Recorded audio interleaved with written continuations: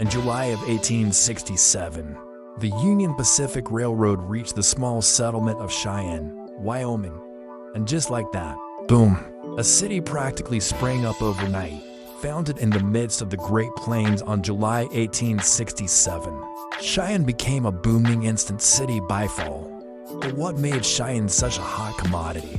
Well, this particular plot of land was pretty close to the Colorado border, making it a convenient spot for folks traveling between the Rocky Mountains and the nearest jail.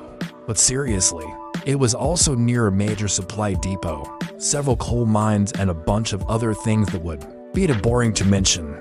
But the main reason for its sudden population explosion was the arrival of the Union Pacific Railroad. With the help of generous government bonds and land grants, the railroad was able to bring architects, masons, and materials in quickly by rail.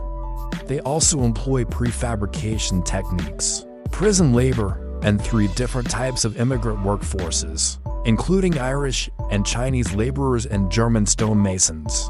Many buildings were designed in East Coast or European styles and replicated in frontier towns like Cheyenne. Now, if all this sounds suspiciously convenient, well, you're not alone. In fact, in alternative history circles, there is a theory that many grand buildings of the 1800s with domes, arches, and intricate stonework were not actually built by pioneers at all, but repurposed from an older, lost civilization. A civilization many call Tartaria. Now, before we jump into the theory, the Union Pacific Railroad was one of the largest infrastructure projects ever undertaken. At the time, the railroad company was incredibly well funded thanks to government bonds and land grants.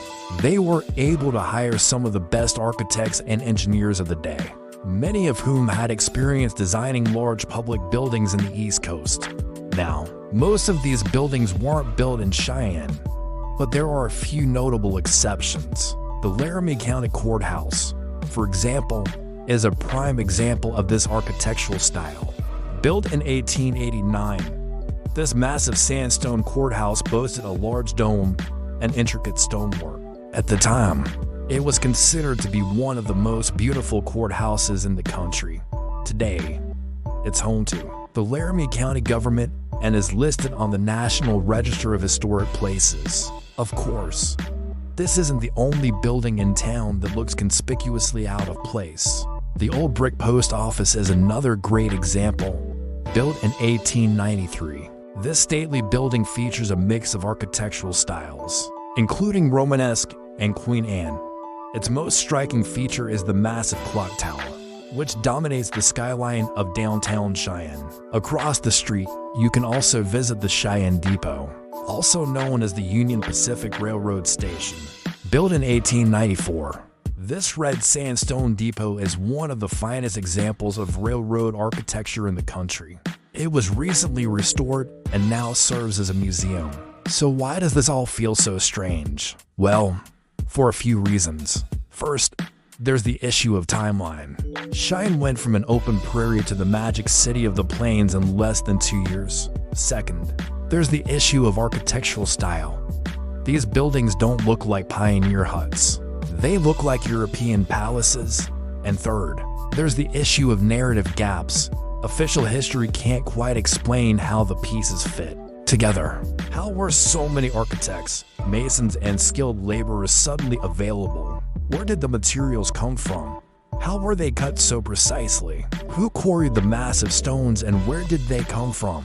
Why were these frontier buildings constructed with such lavish detail, with no power tools? Questions like these have led some historians to conclude that these buildings were not newly constructed, but rather repurposed from an older, lost civilization.